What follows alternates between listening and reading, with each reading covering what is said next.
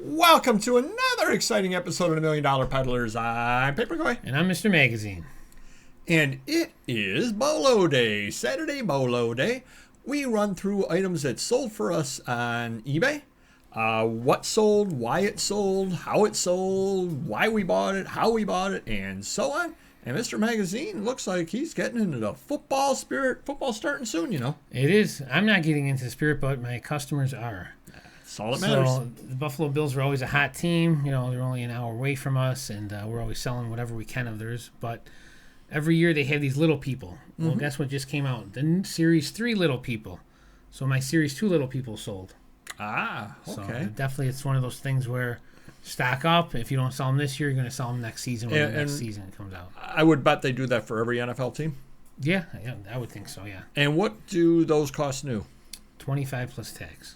All right, so you're at $27 up here, whatever, and you can end up getting 44 out of it. So you're not going to get rich off of those, but again, somebody buys them, big Bills fan buys them, ends up getting a second one as a gift. They're at the flea market. They're like, I don't know, just $10, $15, get it out of here. It's worth buying. Yeah, it's easy money. It's not like it. it's not lying. The guy that bought them, he's selling me some tomorrow. The season, Series 3 or whatever. He's charging me 3 for $100. So what is he making? $5 after tax? $5 a piece, but it adds up. Right. Yep. Win.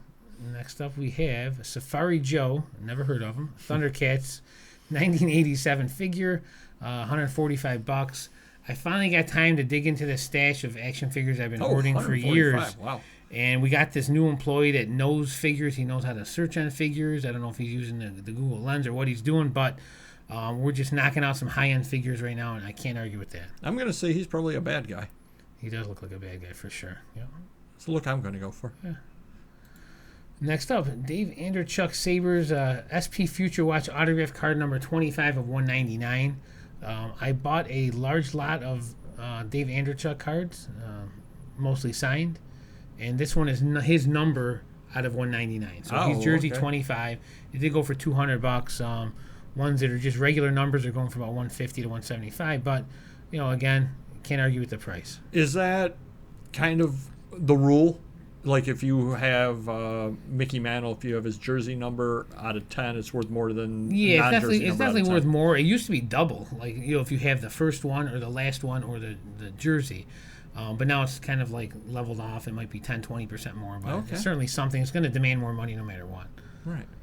All right. Next up, Shazam DC Superpowers Kenner 1986 figure, $129. Ooh. Again, we were knocking out these. I'd been stockpiling all these rare figures for like 5 years now, and now is the time to make some money back. And that's the Superpowers one. He must have just been a short print or not a very popular one, because that's loose. Yeah, and it's one of those things we were checking too. eBay's not very consistent lately for everyone. This is a figure that generally sells in that price range, so it's not like he was $200. Now the market's crap and he's $130. He pretty much sells $100 to $150. Wow, that's good to know though, because you'll see them out there. I'm assuming like the Batman, Superman are worth much less. And if someone came in with this now I would know it's $100-something. I would pay more, but $5. I was just gonna say $5. Yep. Yeah, just because it's from the '80s. Next up, I bought a large collection of magazines, and these pile of the hundreds of these just happened to be in them, and we listed a ton of them. International A&P Wrestling AWA 1960s. This one went for the most, $100. Wow. Most of them are selling for $20 to $30, and I literally have like a ream of papers worth of these. Right. And it's thousands of dollars just sitting in a box. I never knew I had them. I bought them for the sci-fi part of the collection, but again, $100 is $100. So a lot of the wrestling fanzine stuff is really good. Yeah, older stuff, and good listings. Got the two main wrestlers on there, so I think that covered it all. Yeah. Right. Very cool. Next up, Pro Basketball Illustrated 1985-86. It's got Bird Jordan on the cover. I think we started this out at $20, and it went for $31. That's real early in Jordan's career, though. Yeah, exactly. Yeah. VG condition or so, good condition. Well, and you can find those out there. Exactly, and a lot of Jordan covers are sucker bets. Yes, very true. But anything mid-'80s or Jordan, go for it, or if he's in his college uniform, for sure. All right, this last one for me. Hot Wheels ZZ Top Eliminator 1979 Hot Wheels car. Went for almost $20. They're loose. Yeah. I think that's Yeah. the key. It's loose. It's 20 And bucks. it's funny because I prep these for my employee, and you got those, those old trays. If Yeah. you ever find those old trays, buy them for me. They go for $10 a piece on eBay. Oh, wow. Like there's blue, and Yeah, they hold yeah. 12 cars, and Yeah. each one's four. Like 64 in a case, whatever. I actually ended a listing of ours. A guy offered me $30. I had 4 trays. I said no, I'd rather have the trays because it's easier to inventory them. Yeah. But anyways, so I was prepping these for an employee. I didn't even know that was ZZ Top Eliminator. I just put it in there because it's an older, Yeah. Coupe, yeah. yeah. Exactly, and it's Hot Wheels. So yeah, Wow. very cool. Awesome. And you are up. Indeed, I am. First item is one of these items that I let go for less than it should have, but when you see it, you'll know why. Harper's Weekly, September 13th, 1879. Thomas Nast, who is a famous artist, definitely look for his work. Chinese black cover, definitely not PC as far as the drawings go. I was asking $68 for it. I ended up selling it for $45. It's worth more than that, but it's something or other that I kind of want to get gone because sometimes you just never know if you might cross the eBay police, and then all of a sudden they'll say, "Oh no, you can't have something or other like that." It wasn't gratuitous. The cover's not gratuitous. In fact, it's talking about how terrible the treatment of the blacks and the Chinese were in 1879, and it is historical. But the bots don't necessarily know that. So I was happy to take the $45 on it, and hopefully it's going to a good home, somebody that appreciates history.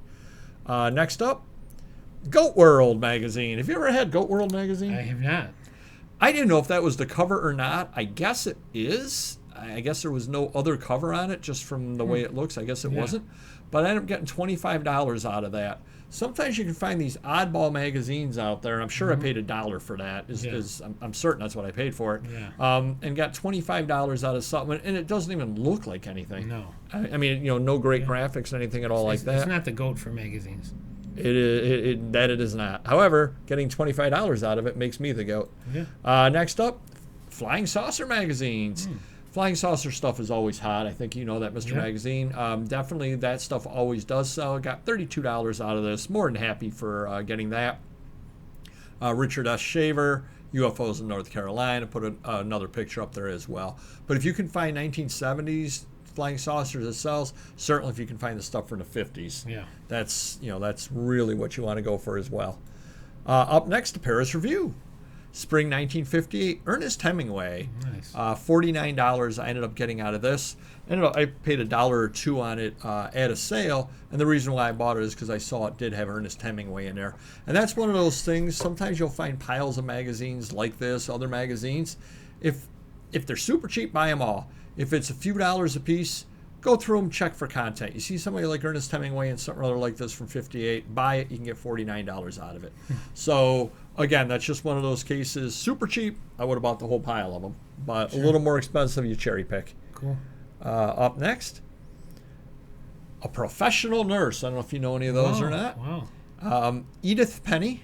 She should have had her first name should have been like Nora, and then she could have used her initial, and she could have said, "Oh, Needith Penny." Okay, yeah. Yeah, there you go. Business card from Hornell, New York in the 1920s. I'm guessing in the 1920s. I ended up getting $15 out of it, but $15 out of a business card from the 1920s seems pretty good. Yeah, I think so. Actually. So there you go. Save everybody's business cards. You never know. Your great-great-grandkids will thank you. Next up, Forbidden Planet. Oh, nice. Bantam paperback, 1956. Found this out at a sale for $1. It was actually sitting out on the bookshelf. Nice. I picked it out, and then I saw that cover, and I said, "Oh yeah, I know that cover." You'll find these out there. They do go for $50 to $75 for the paperback, which is not bad at all for a paperback. So do keep your eyes open for this. A lot of people don't even look at the paperbacks at sales, so obviously they didn't at this one. Second to last, Ford Lawn and Garden Tractors brochure, 1970s, $32 out of this. It's got some great graphics in there of the various that's a great graphic, all right. Of the various lawnmowers, lawn tractors, and all that kind of stuff. Keep your eyes open for this kind of thing as well. People actually do collect these, believe it or not. They collect these brochures, and you get $32 out of that. Are they thick or thin? Rather thin, 8 pages counting covers. Oh, no, so it's an 8-page, 8-page item, $4 a page. A lot of bang for your buck. And finally, Quotations from Chairman Mao. I believe the Beatles talked about that in one of their songs. $49 out of it. The prices have actually gone up on this. This is one of the few things. Now, there are a few different versions of this, different years. This is third print. So third print went for $49 for 1976. They're actually our prints from the 60s. You'll find these out there.